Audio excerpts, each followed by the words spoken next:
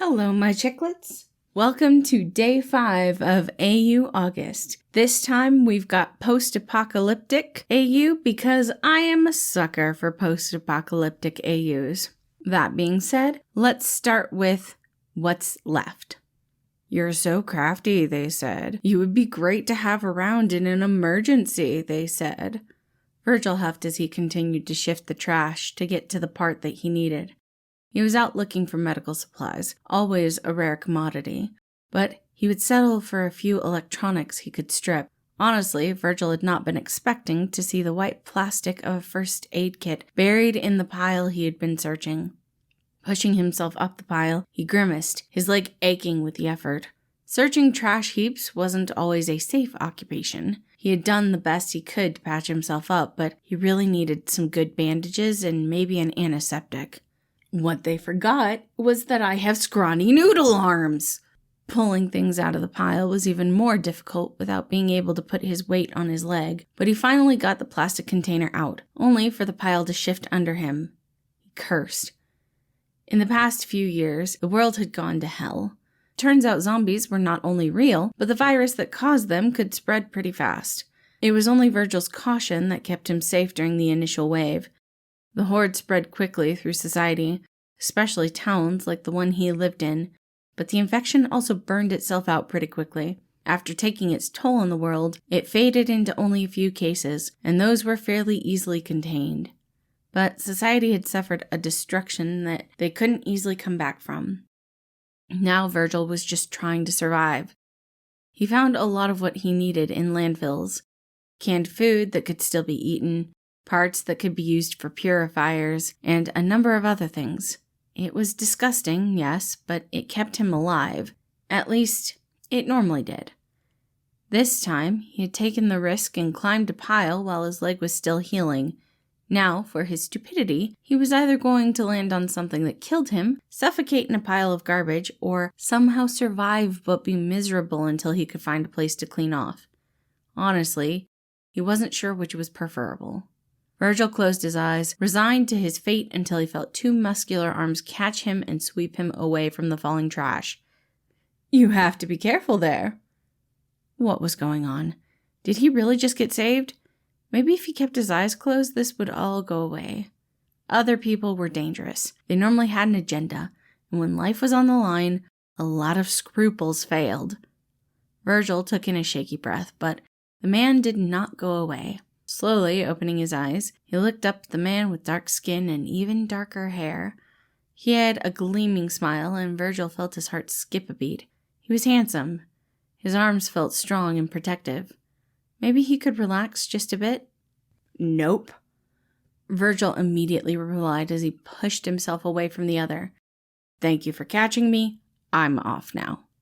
Wait! It wasn't a command. There was far too much hope and insecurity in his voice. I was thinking we could work together for a bit, since we're both here. I work alone, Princey. Princey? Do you think I'm a prince? Virgil could hear the smugness in his voice, and he already knew playing with this man would be beyond entertaining. Teasing him and messing with him, but Virgil wasn't going to get attached. He was trying to shake the blush off his face. Being alone for so long apparently had made him weak to hot men with kind voices. He didn't answer the other's question. He was just going to walk off and pretend this never happened. Until he tripped again, his leg aching from the stress and strain. For the second time, he found himself caught by strong arms rather than the hard ground. Sure you don't need any help? He really didn't, but it might actually be good for him to have someone else around. Virgil fought with himself. What do you get out of it? 2 sets of eyes are better than 1. Virgil hesitated. That was true, but medical supplies were rare for everyone. He didn't want what he needed to be stolen. What are you looking for? I've been sent for... He shuffled through his pants.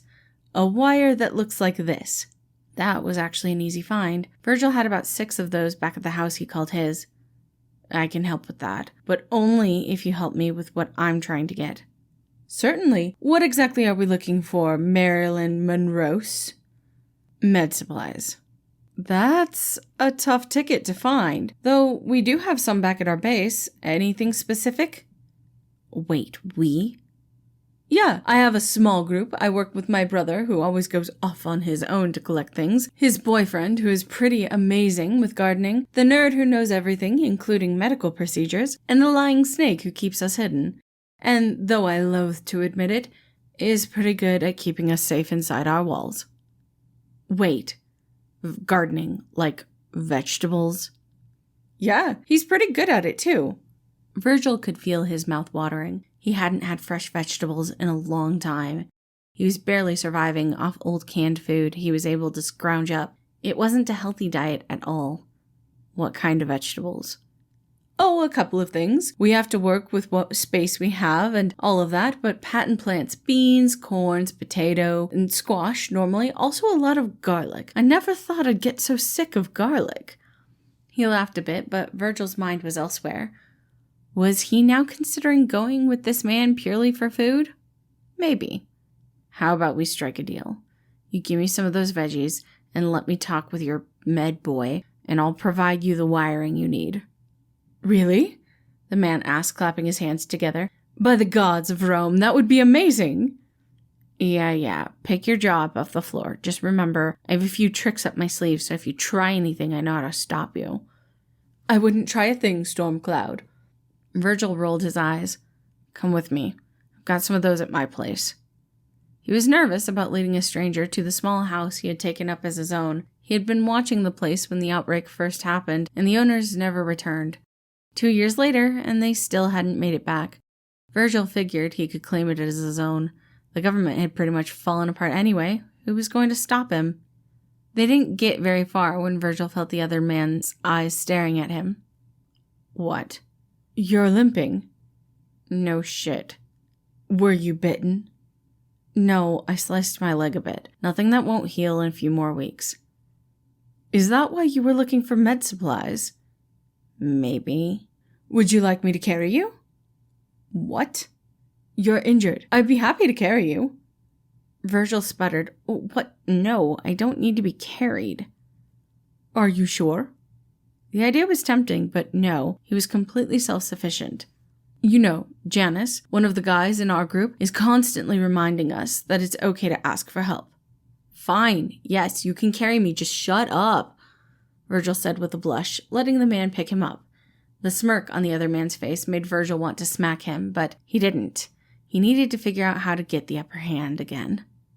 They got to his place, easily grabbed the cable that was needed, though Virgil grabbed a few extras as well, just in case. Apparently, his companion was hopeless when it came to technology, so Virgil could only assume what their setup looked like. He planned on walking to wherever this man's base was, but he was picked up again. Virgil wasn't extremely heavy, but carrying someone that long of a distance wasn't an easy feat. He was impressed, though he wouldn't admit it out loud. When they got close, Virgil was surprised. This wasn't a house. It was a mansion. How was something that big defensible in any way, shape, or form? You could hear the slight buzz of electricity, but without the power grids active, how did they maintain that? Janice, I'm back, the man holding him shouted, and I've gotten injured, so lower the defenses. Really, Your Majesty, can't even carry a damsel to safety properly? Tisk tisk. Virgil could hear the sound of clicks, and the electric hum died. Who were these people? You really don't have to carry me, Virgil reminded. He hadn't even gotten the man's name yet. Shit, this was awkward. I really don't mind. We're almost there anyway. My name is Virgil, by the way. Roman, he answered with the same charming smile, and welcome to our home. As they walked through the door, another man, thin as a beanstalk, was already waiting for them. I will take it from here, Roman. Virgil was finally lowered to his feet, his emotional defenses up. All right, Specs, I came here to trade tech cords for veggies. Yes, but you are also injured, so it would be a good idea for us to look at that first. Logan, I heard we have a sick kiddo. Another man came running over, short with freckles all over his face. He had gardening gloves on and a kid's frog hat. Yes, Patton, I'm doing my best to review his condition now. Would you mind setting an extra plate for him? Of course. Virgil watched him leave. Quite the setup you have here. It certainly is. We simply need someone who's good at tech. Virgil looked down at the cords in his hand. Tech was probably his best skill. Aren't you more vulnerable in a large group like this? He barely paid attention to Roman following behind them as Logan began to take him to a different area of the house. Now that the main viral threat has passed, we found that sticking together typically helps us protect one another. It has also been beneficial to our emotional health. Virgil swallowed hard at that. He knew that his isolation had been rough on his mental health. There were plenty of days he didn't even want to get up, but it was different to hear it straight out. Logan opened the door to a room with a padded table covered in white sheets. "All right, if I can see your leg?" "Yeah, sure." He tried to ignore the prodding and poking of his leg as Logan took a look at it, instead focusing on the sound and smell of the house. Food was apparently cooking, and it made Virgil's stomach growl. "It looks like with proper care this could heal in a week or so. Do you have your own companions to return to?" "Nah, I can handle myself alone." "Absolutely not." "What?" "You are injured. I highly request you stay here until you are fully healed." "Look, you don't need to take care of me." "This is not about that. I'm not a doctor, but I certainly do not recommend you being alone. What are you going to do if your leg starts showing signs of infection?" "I can take care of myself." "I'm sure you can, but for my own conscience, I do not recommend it." "Fine, whatever. But if I'm going to stay, I'm helping you with your tech issues." "That would be beneficial." "Welcome to the family, Virgil," Roman said from behind him with the same stupid smugness. Did he just get tricked into staying with them? He sighed. Fuck it. He was ready for his next adventure anyway.